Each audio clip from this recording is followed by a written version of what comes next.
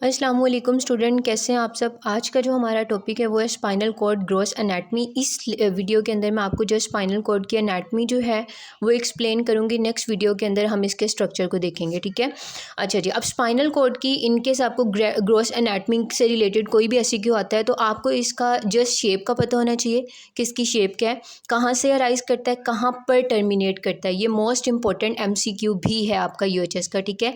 Meningeal layers इसकी कौन सी हैं, क्या सीक्वेंस है उनका, कॉर्डा इक्विना क्या होता है, फाइलम टर्मिनेल किसे कहते हैं, ठीक है। अगर आपको इन पॉइंट्स का पता है तो आपका जो है वो 100% श्योरिटी के साथ का आपका एससीक्यू जो है, ठीक है, वो कम्प्लीटली अटैम्प्ट होता है और उसमें मार्क्स भी आपके जो है वो फुल आते हैं। अच्छा जी, अगर हम स्पाइनल कॉर्ड की शेप को देखें तो स्पाइनल कॉर्ड जो है ये आपके पास क्या होता है, सिलेंड्रिकल शेप स्ट्रक्चर है, ठीक है। क्या है, सिलेंड्रिकल शेप स्ट्रक्चर है स्पाइनल कॉर्ड का। अगर हम देखेंगे ये कहाँ पर प्रेजेंट होता है तो ये सबको पता है कि ये वर्टिब्रल कैनाल कॉलम के अंदर प्रेजेंट होता है, ठीक है। हमारा वर्टिब्रल कॉलम के अंदर टोटल स्पाइनल कॉर्ड की अगर हम सेगमेंट्स की बात करते हैं तो वो कितने सेगमेंट्स होते हैं, 31 सेगमेंट्स होते हैं, ठीक है। कितने सेगमेंट्स होते हैं, 31 सेगमेंट्स होते हैं। अगर हम लोग देखें कि कौन कौन से सेगमेंट्स होते हैं, 8 सर्वाइकल सेगमेंट होते हैं, 12 थोरेसिक होते हैं, 5 लंबर होते हैं, 5 सेक्रल और 1 कोकेक्स। अगर आप इनको कैलकुलेट करते हैं ये टोटल 31 सेगमेंट्स बनते हैं और इन्हीं 31 सेगमेंट्स से आपकी 31 स्पाइनल नर्व्स अराइज करती हैं, ठीक है। इन्हीं 31 सेगमेंट से आपकी जो है वो 31 स्पाइनल नर्व्स जो हैं वो अराइज करती हैं। अगर हम लोग अपने जो है वो प्रीवियस पेज के ऊपर आएँ तो स्पाइनल कॉर्ड की हमने शेप देख ली, स्पाइनल कॉर्ड के सेगमेंट्स देख लिए। उसके बाद आता है कि स्पाइनल कॉर्ड जो है वो आपका अराइज कहाँ से करता है, ठीक है। ये आपका अराइज करता है फोरामेन ऑफ मैग्नम से, ठीक है, फोरामेन ऑफ मैग्नम से। अच्छा जी, अगर ये फोरामेन ऑफ मैग्नम मैं आपको डायग्राम से एक्सप्लेन करूँ कि ये बेसिकली क्या चीज़ है, ठीक है।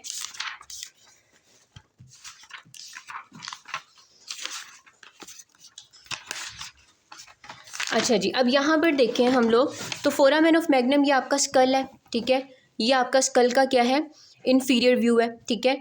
इस पार्ट को हम लोग कहते हैं फोरामेन ऑफ मैग्नम, जहाँ से क्या अराइज करती है, स्पाइनल कॉर्ड अराइज करती है, ठीक है। इस पॉइंट को हम क्या कहते हैं, फोरामेन ऑफ मैग्नम कहते हैं, ठीक है। तो स्पाइनल कॉर्ड कहाँ से अराइज कर रही है, स्पाइनल कॉर्ड अराइज कर रही है आपकी फोरामेन ऑफ मैग्नम से। उसके बाद ये आता है मोस्ट इंपॉर्टेंट पॉइंट के टर्मिनेट कहाँ पर करती है, ठीक है। ये आपका यूएचएस एमसीक्यू भी पूछ लेता है। अगर हम लोग जस्ट बात करें एडल्ट्स की, ठीक है, तो एडल्ट्स के अंदर ये L1 और L2 के लेवल पे टर्मिनेट करेगी और इस पॉइंट को हम लोग कहते हैं कॉनस मेड्यूलैरिस, ठीक है। जहाँ पर ये टर्मिनेट करती है उसको हम क्या कहते हैं, कॉनस मेड्यूलैरिस कहते हैं, ठीक है। अगर हम लोग चाइल्ड्स की बात करते हैं यानी बच्चों की बात करते हैं तो ये L3 के लेवल पे टर्मिनेट करती है। ये यूएचएस में मोस्ट इंपॉर्टेंट एमसीक्यू है, अक्सर आपसे पूछ लेते हैं। एडल्ट्स में कहाँ पर टर्मिनेट करेगी, L1 L2 के लेवल पे करेगी और उस पॉइंट को हम कहते हैं कॉनस मेड्यूलैरिस। और अगर चाइल्ड्स की बात करते हैं, बच्चों की बात करते हैं तो ये कहाँ पर टर्मिनेट करती है, ये टर्मिनेट करती है आपके L3 के लेवल पर, ठीक है। अगर हम लोग आगे इसकी जो है वो मेनिंजियल लेयर्स को देखें तो मेनिंजियल लेयर्स के लिए ना हम लोग एक निमोनिक यूज़ करते हैं, वो बेसिकली क्या है, डैप, ठीक है। DAP means D for dura mater, ठीक है, एरेक्नोइड मैटर और पाया मैटर, ठीक है।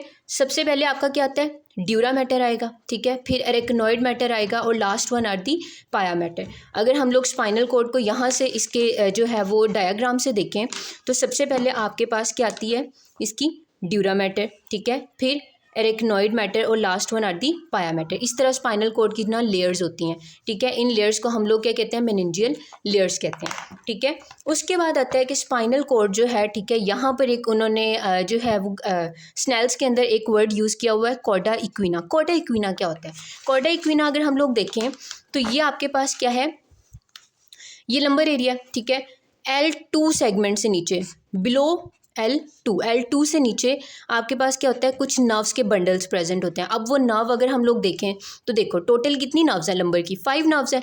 L2 से नीचे है तो इसका मतलब है 3 आपकी तो लंबर की नर्व्स आ गई हैं, ठीक है, और आपकी ये सेक्रल की नर्व्स आ जाती हैं। तो बिलो L2 आपके कुछ जो है वो लंबर और सेक्रल नर्व्स के बंडल्स प्रेजेंट होते हैं, ठीक है। इन बंडल्स को हम लोग क्या कहते हैं, कॉर्डा इक्विना। कॉर्डा इक्विना की अगर आपके पास जो है वो डेफिनेशन आ जाती है, कुछ पूछ लें तो इसमें अगर हम लोग इसकी लिखें डेफिनेशन क्या होती है तो कॉर्डा इक्विना क्या होगा, bundles of lumbar plus sacral nerves. कहाँ पर, बिलो L2, ठीक है, L2 से नीचे, ठीक है। बंडल ऑफ लंबर और सेक्रल नर्व बिलो L2 क्या होता है, कॉर्डा इक्विना होता है। उसके बाद आपके पास last one are the filum terminale. Filum terminale आपके पास जो होती है ना, ये बेसिकली क्या होती है, प्रोजेक्शन ऑफ पाया मैटर। ठीक है, ये आपके पास क्या है, प्रोजेक्शन ऑफ पाया मैटर, जो कि एक्सटेंड करती है किसके अंदर, कॉकेक्स में। ठीक है, अगर हम लोग इसको डायग्राम से देखें तो ये आपके पास जो है, एक मिनट, अच्छा जी, अब ये आपके पास क्या है, कॉकेक्स है। यहाँ इस पॉइंट को हम लोग कहते हैं फाइलम टर्मिनेल। ठीक है, प्रोजेक्शन है पाया मैटर की, ये आपका क्या था, ड्यूरा मैटर, एरेक्नॉइड मैटर और पाया मैटर। ठीक है, यही पाया मैटर लास्ट पे कॉकेक्स के एरिया के अंदर क्या करता है, प्रोजेक्ट करता है।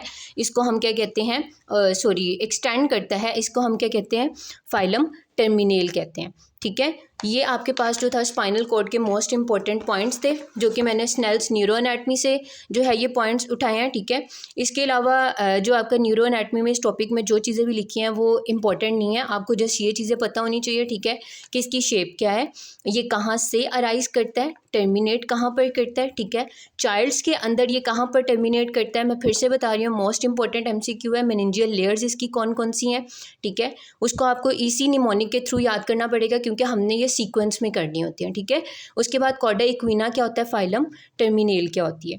ठीक है, और ये अगर आपको जो है वो मेरा लेक्चर अच्छा लगा है तो मुझे लाइक करें, चैनल को सब्सक्राइब करें। ये मेरा फर्स्ट जो है वो वीडियो है यूट्यूब के ऊपर। और अगर आप लोगों को कोई भी इस लेक्चर से रिलेटेड प्रॉब्लम है या कोई भी कॉन्सेप्ट जो है वो क्लियर नहीं हुआ, तो आप मुझसे कमेंट में जो है वो डिस्कस कर सकते हैं। Thank you.